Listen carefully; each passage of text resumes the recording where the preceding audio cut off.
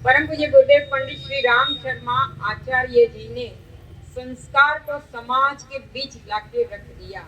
क्यों?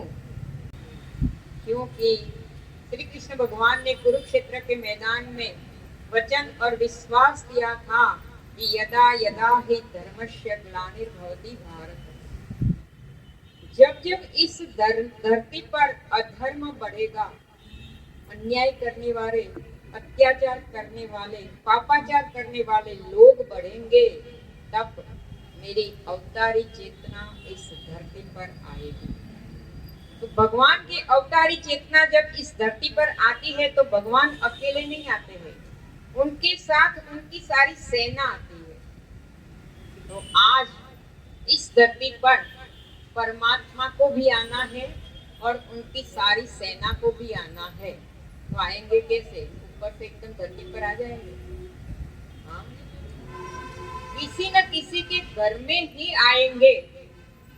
हाँ, तो श्रेष्ठ आत्माओं को इस धरती पर आना है। ऋषियों को, मुनियों को, सिद्ध योगियों को, महापुरुषों को और स्वयं भगवान को इस धरती पर आना है। लेकिन भगवान राम को आना है तो इस पूरे विश्व में एक कौशल्या माता चाहिए। भगवान कृष्ण को इस धरती पर आना है तो एक देवकी माता चाहिए। शिवाजी को इस धरती पर लाना है तो जीजाबाई चाहिए। विवेकानंद को इस धरती पर लाना है तो भुवनेश्वरी देवी चाहिए। हाँ, ऊपर से महापुरुष ढूंढ रहे हैं ऐसी महिला कि जिनके घर में वो जन्म धारण करके आए। तो पहला जो संस्कार है गर्भ धारण संस्कार।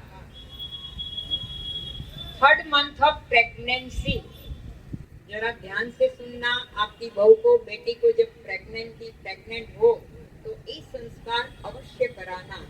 3rd month ऑफ प्रेगनेंसी अंदर बच्चे का घड़तर होना चालू हो जाता है।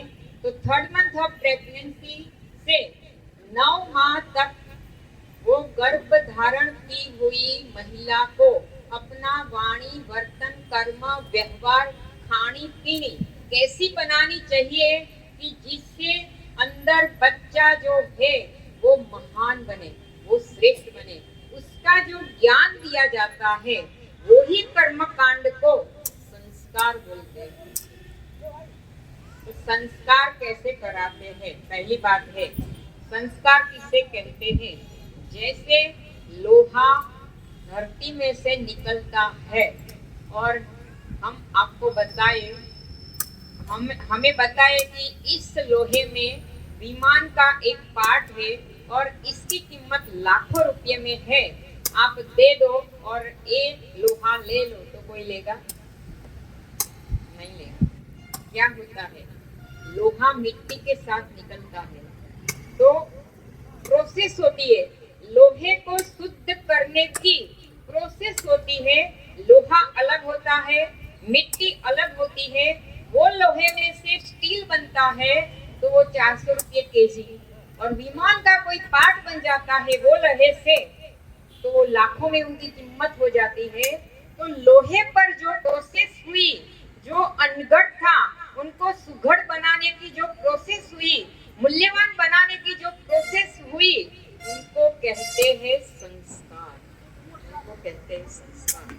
जब बच्चा माँ के गर्भ में होता है वो 84 लाख योनि से घूमता हुआ आता है। उनके कितने जन्म के कितने अशुभ संस्कार हो गए, कितने अशुभ कर्म हो गए, वो साथ में लेके आता है। तो आत्मा की त्रुटि, आत्मा के दुर्गुणों को दूर करके उनके अंदर देवत्व की स्थापना करना, उनके अंदर सुसंस्कारों की स्थापना करना, उसे कहते हैं संस्कार। उसे कहते हैं संस्कार। तो 3rd month ऑफ प्रेगनेंसी से 5वें महीने तक ध्यान से सुनना। 3rd month ऑफ प्रेगनेंसी 5वें महीने तक बच्चे का पूरा माइंड जो है वो डेवलप होता है, अंदर न्यूरोप्लेट बनती है, अंदर कोड वायर बनता है, पूरे के पूरे मगज वो डेवलप होता है। और हमारा अध्यात्म, हमारे शास्त्र, हमारे ऋषि बताते हैं कि ये 2 माह में हर 24 घंटे में बच्चा अपने माइंड में 1000 शब्द स्टोरेज करता है। अभी सोच लेना कि ये 2 माह में गर्भ धारण की हुई महिला जो बोलेगी, जो सोचेगी, जैसा सुनेगी, वो सब बच्चे के माइंड में स्टोर हो जाएगा। हर 24 घंटे में 1000 शब्द बच्चे के माइंड में स्टोर होता है। तो 3rd मंथ ऑफ प्रेगनेंसी से 5वां महीना इतना नाजुक समय है कि वो समय पर बच्चे के माइंड में अच्छे शब्द, अच्छे वाक्य, अच्छी सोच अंदर स्टोरेज हो जाए। इसीलिए गर्भधारण महिला को हम समझाते हैं कि ये 2 माह में आपको करना है। 5वें से फिर 6ठे से 7वें माह में उनको भाषा का ज्ञान होता है।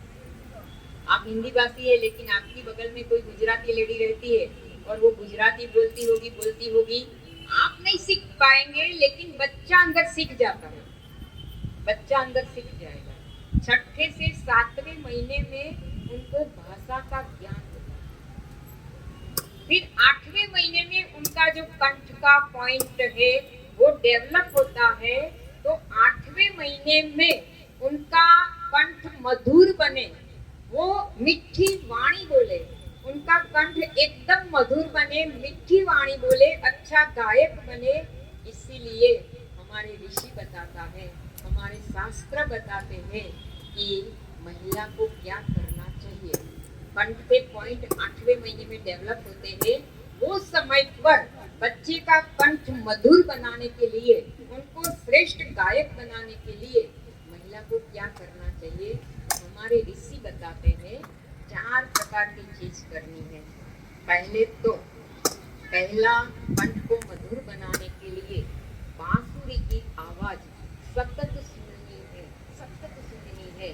तो कोई महिला हमें बताती है कि बांसुरी की आवाज कहाँ से सुने, तो हम बताते हैं कि AWGP ध्यान यूट्यूब पर आप सर्च करें, उसमें नाद योग, उसमें आधा घंटा बांसुरी की आवाज आती है, आप सुनिए। अंदर बच्चा भी सुनेगा, वो बांसुरी की आवाज सुनेगा। उनका कंठ का जो पॉइंट है वो एकदम मधुर डेवलप हो जाएगा, कंठ एकदम मधुर, वाणी एकदम मधुर हो जाएगी। दूसरी बात हमारे ऋषि बताते हैं कि जो बहता हुआ झरना है ना, झरना, और उनकी जो कल आवाज आती है ना, वो आवाज से बच्चे का जो कंठ का पॉइंट है वो एकदम मधुर बनता है। तो वो गर्भधारण की हुई स्त्री को, लेडी को सुनना चाहिए। तीसरी बात हमारे ऋषि बताते हैं कि सूखे पत्ते पड़े हैं, बहुत सूखे पत्ते पड़े हैं, और एकदम हवा आएगी और पत्ते हिलेंगे और जो आवाज आएगी ना, वो आवाज गर्भ धारण की हुई लेडी सुनेगी तो उनके बच्चे का कंठ मधुर हो जाएगा, मधुर। हाँ, और चौथी बात हमारे ऋषि बताते हैं, हमारे शास्त्र बताते हैं कि ओम का गुंज, वो तो यूट्यूब पर मिल जाता है, ओमकार का गुंज सुनने से भी बच्चे की आवाज एकदम सुमधुर, कंठ एकदम सुमधुर, जो पॉइंट डेवलप होते हैं 8वें महीने। फिर बच्चे को खूब आनंदी, उत्साही, प्रसन्न चित्त बनाना है तो हमारे ऋषि, हमारे शास्त्र कहते हैं कि प्रकृति के सानिध्य में रहना। गर्भधारण की हुई महिला को शाम को आधा घंटा कोई अच्छा जो उद्यान है वहां पर चले जाना, और प्रकृति के सानिध्य में रहने से हमारे अंदर आनंद के प्रसन्न हार्मोन से वो क्रिएट होते हैं, 8वें महीने में एक बात हमारे ऋषि, हमारे शास्त्र बताते हैं। फिर बच्चे की जीभ कहीं भी अटके नहीं और एकदम स्पष्ट वाणी बोले, इसके लिए ज्यादा से ज्यादा संस्कृत की स्तुति पढ़नी है। गायत्री चालीसा है, हनुमान चालीसा है, दत्त बावनी है, सक्रादय स्तुति है, शिव महिमन स्तोत्र है। ये सब जो गर्भ धारण की हुई महिला पढ़ेगी तो बच्चे की जीभ इतनी वाणी स्पष्ट, कहीं भी वो बोलने में अटकेगा नहीं। हमारे ऋषि और हमारे शास्त्र बताते हैं।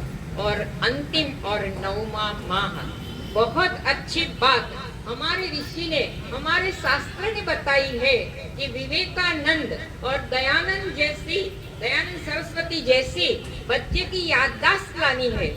ध्यान से सुनना, बच्चे की याददाश्त लानी है। विवेकानंद बोल देते थे कि 4 वेद में, ए वेद में 18वें सूक्त में 10वां श्लोक ये है, ऐसा वो बोल देते थे। चारों वेद विवेकानंद को भी कंठस्थ थे और महर्षि दयानंद सरस्वती को भी कंठस्थ थे।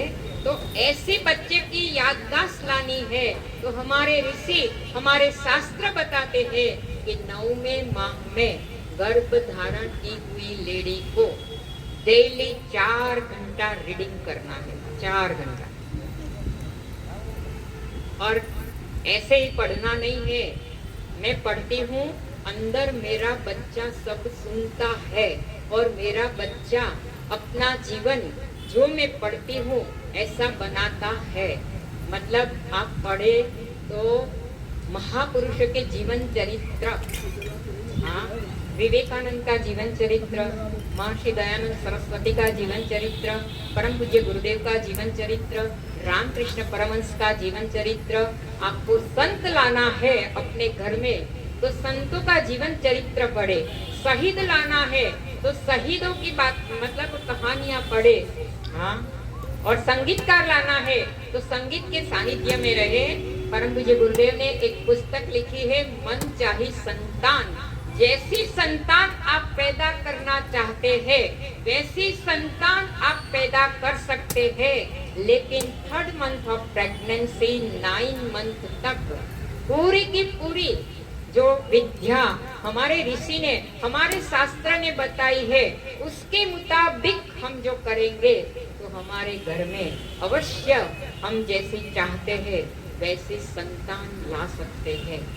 माता पिता भजनिक है, माता पिता तपस्वी है, माता पिता आध्यात्मिक है, तो उनके माता पिता के जिन्स उनके बच्चे में आते हैं, उनके बच्चे में आते हैं। और यदि माता पिता आध्यात्मिक नहीं है, माता पिता तपस्वी नहीं है, माता पिता मतलब के भजनिक नहीं है, तो हमारे ऋषि ने एक कर्मकांड बताया है संस्कार का।